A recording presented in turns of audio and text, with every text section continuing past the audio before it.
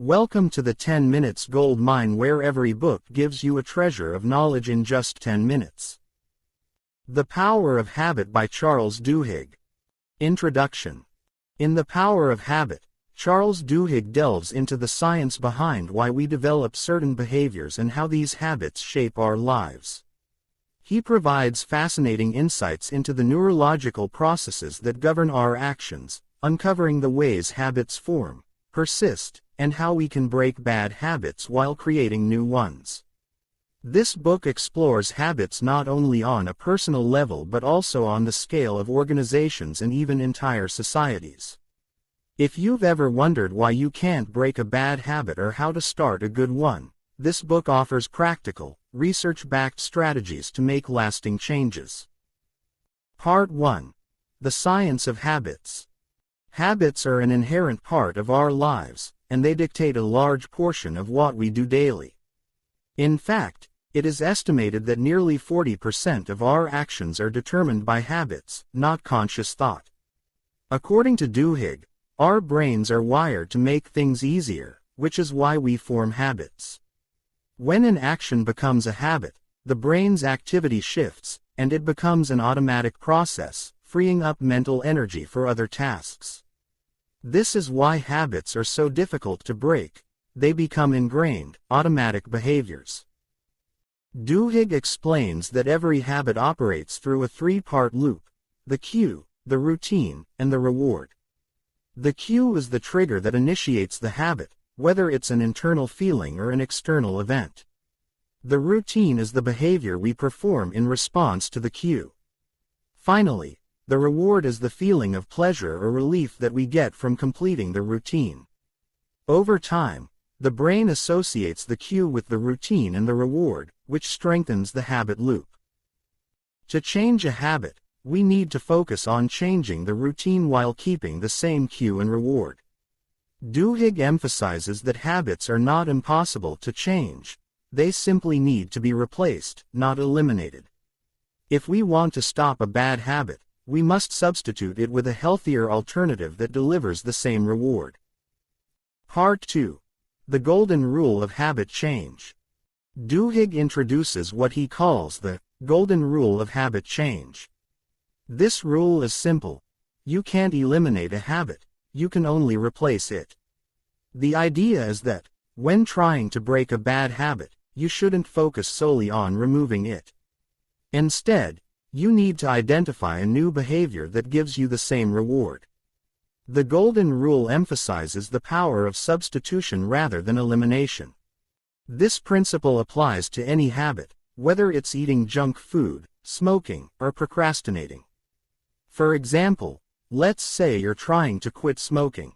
Instead of just focusing on stopping the act of smoking, you can replace it with something healthier, like chewing gum or taking a walk whenever you feel the urge to smoke. You're still responding to the same cue, feeling stressed or needing a break, and you're still receiving a reward, stress relief or a mental break, but your routine has changed. By doing this consistently, the new routine becomes the dominant habit loop, and the old one gradually fades away. Part 3. The Power of Willpower. One of the most intriguing parts of the power of habit is its exploration of willpower. Duhigg argues that willpower is not just a fixed trait but a skill that can be strengthened and trained. Willpower is crucial when it comes to making lasting changes in our lives. It's the mental muscle that helps us resist short-term temptations for the sake of long-term goals. Duhigg explains that people who practice self-discipline in one area of their lives, such as managing their finances, sticking to a workout routine, or eating healthily, tend to develop better willpower in other areas as well. Studies have shown that willpower works much like a muscle. It can be depleted if overused but can also be strengthened over time. Duhigg shares examples of people who trained their willpower through simple activities, such as keeping their rooms organized or writing down their goals. These small acts of self-control build up the willpower muscle, making it easier to exercise discipline in other parts of their lives. Furthermore, Duhigg highlights the role of planning and intentionality in strengthening willpower. He shows that when we set clear goals and plan ahead, we reduce the strain on our willpower.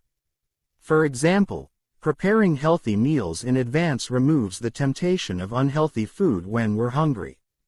This type of proactive thinking helps conserve willpower and ensures we're making choices that align with our long-term objectives. Part 4. Habits in Organizations. Duhigg extends the concept of habits beyond individuals to organizations.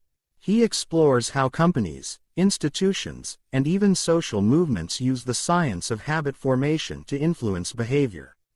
For example, Starbucks has developed a culture of excellence by teaching employees positive habits related to customer service. By reinforcing these habits, the company has created a consistent and high-quality experience for customers, which ultimately drives success. Another example Duhigg provides is the story of Alcoa, a company that turned its fortunes around by focusing on safety. In the early 1980s, Alcoa's CEO Paul O'Neill made safety the company's top priority, focusing on developing a habit of safety in every employee. This shift led to improved working conditions, higher morale, and ultimately boosted productivity and profits. Duhigg's point here is that organizations can use the same principles of habit formation that apply to individuals to create powerful cultural shifts within their companies. Through these examples, Duhigg illustrates that the same principles that govern personal habits can be used to shape the habits of entire organizations, leading to improved performance and success. Part 5. The Importance of Social Habits. In The Power of Habit, Duhigg also explores the role of social habits in shaping behavior. He explains how individuals are influenced by the habits of those around them. Habits can spread within social networks, communities, and even entire societies. For instance, Duhigg discusses the case of the civil rights movement and how certain social habits of protest and resistance spread among activists, creating a tipping point for social change. Social habits are powerful because they provide social reinforcement. When we see others around us engaging in certain behaviors, we are more likely to adopt those behaviors ourselves. This explains why certain trends or cultural norms spread so quickly. Duhigg shows that understanding social habits can help us build positive habits in groups, whether it's in a workplace, a school, or a larger community. By recognizing the power of social influence, we can tap into the collective power of a group to build new habits. This is why group challenges, like fitness classes or book clubs, can be so effective in helping individuals form and stick to new habits. Part 6. How to Change Your Habits. One of the most practical aspects of the book is Duhigg's actionable advice on how to change a habit. To start changing a habit, he suggests identifying the cue that triggers the behavior. Once you recognize the cue, experiment with different routines that could replace the old one while still providing the same reward.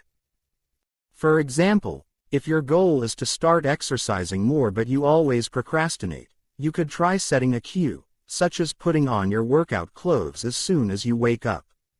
The new routine could be a short workout, and the reward could be the sense of accomplishment you feel afterward.